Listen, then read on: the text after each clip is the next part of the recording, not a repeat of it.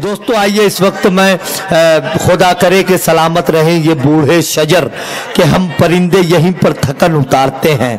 अली जनाब कुतुबुद्दीन राही साहब से मैं मुल्तमिस हूँ कि वो माइक पर तशरीफ लाएं, बहुत इख्तिसार के साथ कुछ शेर के लिए जोरदार तालियों से इस्तकबाल फरमाएं। हमारा वक्त मुकम्मल हो चुका है, लेकिन अब हम आने वाले शोला कराम इख्तिसार का जरूर सहारा लें।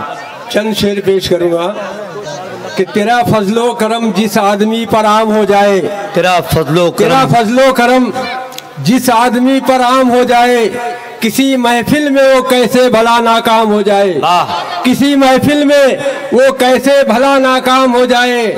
और अभी इस दौर में इंसान के हालात ऐसे हैं, अभी इस दौर में इंसान के हालात ऐसे हैं, मुसाफिर के लिए जंगल में जैसे शाम हो जाए। और ये शेर नौजवानों के दिलों की तर्जमानी है, कोई खामोश नहीं रहेगा।